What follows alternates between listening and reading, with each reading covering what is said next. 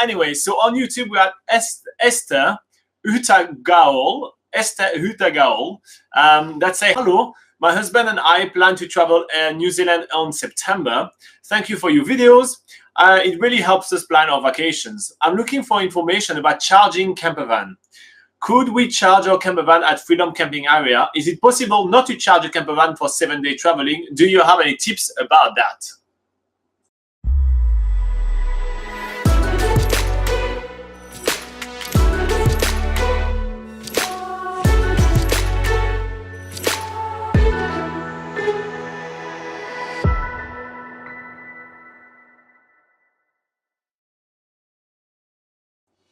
We do have some tips about that. Exactly, we do have plenty of tips. So obviously, we do have some articles on BackpackerGuide.NZ about this kind of way of traveling, which is freedom campsite and traveling in an RV, basically. And we will put plenty of links for you in the description below. But to come to your questions, the first thing that you're asking, Esther, is can we charge our campervan at Freedom Camping Areas? Can they? Short answer, no, you cannot. Freedom camping areas are usually just a car park or even just sort of like a recreation reserve with really limited facilities. It's a patch of grass. It's usually a patch of grass. There might be a toilet there.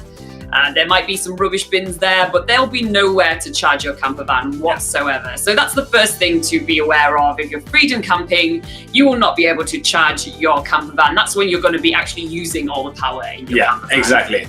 And on top of it, I mean, the length of time that you will be able to use your campervan for without having to recharge it will very much depend on your consumption of power, right? And the first thing that comes to mind is that in the campervan itself, there are already appliances. So there is a fridge, there is a microwave, there is an oven, there is all those kind of things. The more you're going to be using those things, actually the oven usually is gas, but yeah, the more you're going to be using those things, well, the more you're going to be using power. So maybe it's worth it to reduce the coldness of your fridge already, which will help you save quite a lot of power. Yeah. But on average, from what we've found from our experience, and you've probably seen a lot of videos on us in campervans and a lot of different type of campervan. We tried many different ways of making our way around. A campervan basically lasts about 48 hours. Like for the smallest type of campers, which are like those juicy camper, or even those slightly bit bigger, like the thing which are kind of like a minivan. Basically, those one they last about 48 hours. And the bigger RV, the big beastie one, usually lasts for about 3 days. That's basically our experience. After that, you absolutely need to recharge the batteries, otherwise, well, you're just going to be out of power. And then for us, it did last even less long because we had all those computers and all those cameras, just the laptop already. That draws a lot of power. So that does happen.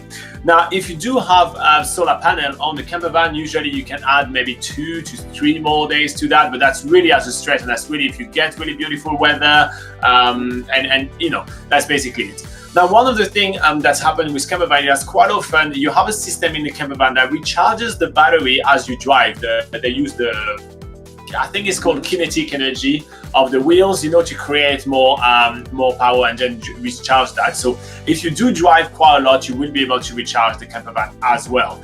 But with all of that said, I personally do not think that you could last 7 days without charging your RV. Yeah. In New Zealand, you will need at least a halfway break. So that doesn't mean you can't use freedom camping areas. You can definitely use freedom camping areas for most of your trip, but I would suggest you plan like night 3 or night 4 to plan to do it in a proper holiday park where you can plug. At that point, you just need a powered site. It's called powered site. So you go in a holiday park, you book yourself a powered site. It's literally another patch of grass. You get all the facilities, in a holiday park, but you can also plug your campervan for the night, which will recharge all the batteries. Now, I would strongly suggest you book yourself one night. The powered sites are really not that expensive around New Zealand. What kind of prices do we have in powered sites? So for holiday parks, they would be more around $40 for 2 people in a camper van. So yeah, I mean it's not that much. It is worth it, obviously. And also that's not just for your powered site as well. Remember that holiday parks do have a lot of useful facilities. For instance, you can do your laundry there, so you can really plan to do a lot of things when you do stay in a holiday park. They also have large kitchens, which gives you a bit of a break and also means you don't have to use your gas in your camper van. You can save on a bit of gas there. And yeah, there's usually some extra things to do there. So it is definitely worth it, considering all those extra facilities. Yeah, we do plan it a lot for food, for example. Like, you know, if you go to a private site on, let's say, night 3 or night 4, you can definitely cook quite a lot of things. Make a big plate of lasagna, you know, and you cut that, you know, you cut that in 4, and you have a meal for the rest, you know, for the rest of the trip. You can bake a couple of things, you know, make like all the food in a bigger kitchen where you have all the utensils and everything you need, and then you kind of saute, you just have to reheat, and that's going to help you save power for the rest of the time, because you're going to have much less of the baking and cooking to do. For example, it's just an idea, but you know, that's basically baking is essential. 100% on New Zealand. I mean, those cookies aren't going to bake themselves. Exactly. And you haven't tried Laura's lasagna. I mean, they are freaking awesome. So basically, you know, you want that. Anyway, so it's kind of why we suggest to stop in a holiday park along the way. Also, that goes down to grey and black water as well. So when you use a camper van, you have fresh water tank, which obviously is going to deplete, and you won't be able to refill that either in free campsite as well. You're going to need to be in a proper holiday park to fill that up. That means you don't need to have tap water and shower water and toilet water if your toilet has has a water flush.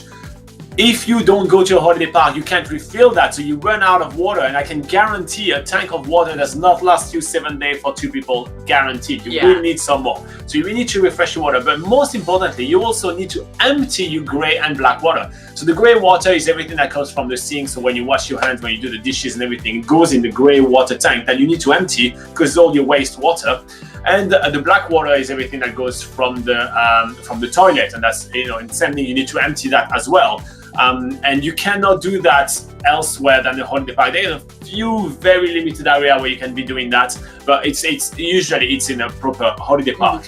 So that will allow you to actually empty both of those things and refill your clean water as well. And you will need to do that at some point. So you know, you're asking us mostly about the power right here, but I think you forget completely about how to use water in your camper van, and that's why you also need to go in a holiday park. So all in all, I think that our strong tip is to kind of plan, at least on a 7-day trip, at least one stop.